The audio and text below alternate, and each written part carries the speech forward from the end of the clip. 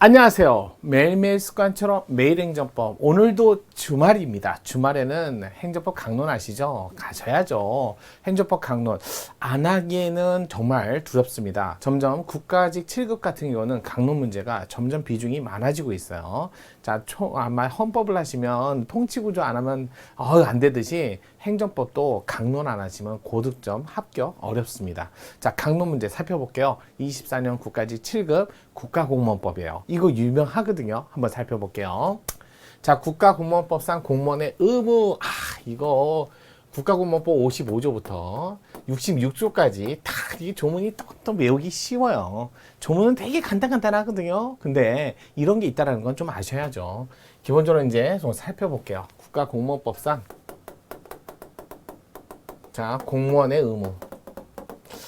자, 국가공무원법을 크게 나누면 10장 정도 돼요. 그 범위에서 공무원의 의무, 그 다음에 이제 신분보장, 이렇게 돼 있어요. 자, 그런 파트로 이렇게 쭉쭉쭉 내려오는 거죠. 그래서 공무원의 의무는 자, 국가공무원법, 국가공무원법 55조에서요, 65조입니다. 66조입니다. 아주 66조, 이거 헌법재판소 판례도 있어요. 그 밖에 공무 외의 집단행위를 금지. 집단행위 금지. 이게 공무의 전념성을 보장을 하기 위해서 여기서 말하는 그 밖에 공무 외 집단행위를 금지하는 것은 공무의 전념성을 보장해야 되는데 이거의 보장에 반하는 보장의 훼손 또는 보장을 저해하는 그런 행위를 의미한다. 이 보장에 반하는 행위, 요거를 우리는 뭐라 한다? 그 밖에 공무 외의 집단 행위라고 표현합니다. 그러니까 공무의 전념성을 훼손하는 그런 행위는 금지해야죠. 그래서 이거 명확성 원칙에 반하지 않는다.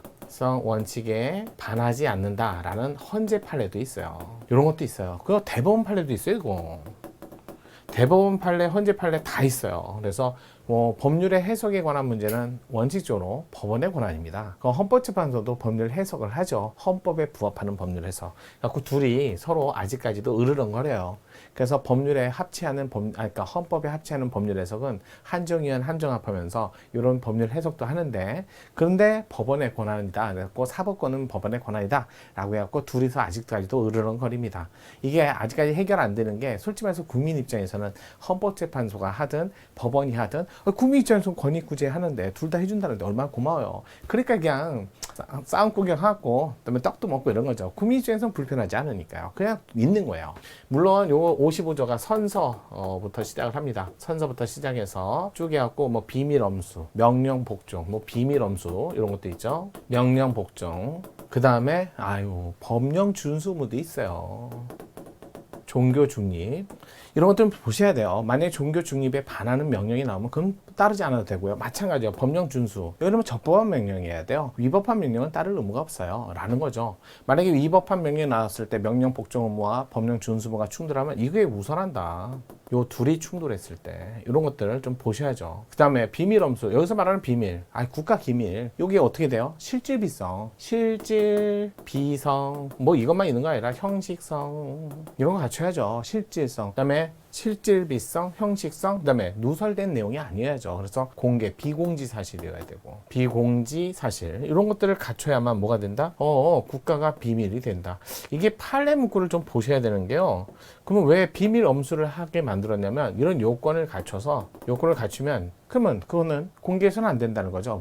그러면 비밀 엄수를 통해서 보호하고자 하는 것은 비밀의 대상이 된 내용이 아니라 비밀 내용 자체가 아니라 그래요. 비밀 엄수를 통해서 얻고자 하는 것은 공개될 경우, 요 비밀을 대상으로 하는 게 공개될 경우, 자, 불이익 또는 침해되는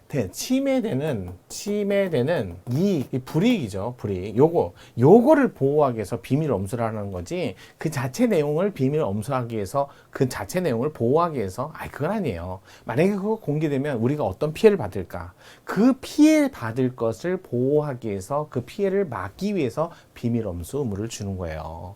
그러면서 의무를 주는데 이게 직무 내외. 그래서 내든 외든. 그 다음에 맨 마지막에 이제 그런 거 있죠. 직무 전념 의무도 있고 성실 의무도 있고 이런 것들이 있잖아요. 성실 의무도 직무 내외. 이런 것들이에요. 그러니까 이런 것들은 좀 제목 보고 판례가 무엇을 원하는지 이런 것들을 보셔야 돼요. 이런 의무를 이행하다가 제대로 안 하면 뭐 하는 거야? 그 징계 절차로 가야죠. 그래서 징계 절차 그러면서 요 앞에 소총사 중앙 자 그러면서 소총심사위원회 절차가 있고 그 다음에 이런 징계 절차에서 징계를 받는데 그러면 징계위원회 징계 절차 이거는 오늘 징계 문제가 아니니까요. 그런 것들을 좀 보자는 거예요. 그래서 신분보장 이런 것들 우리나라 신분보장이라는 게 특정 지책 특정 지역 특정 보수 존속 이런 걸 보장하는 게 아니라 우리나라에서 징계 절차에 의하지 않고는 불이익한 처우를 받지 않는다. 이게 신분보장이죠. 그래서 국가공무원법상 저도 조문하고 좀 중요한 내용 이런 것들은 좀 살펴보셔야 돼요. 많이 나옵니다. 공무원 의무. 자 볼게요.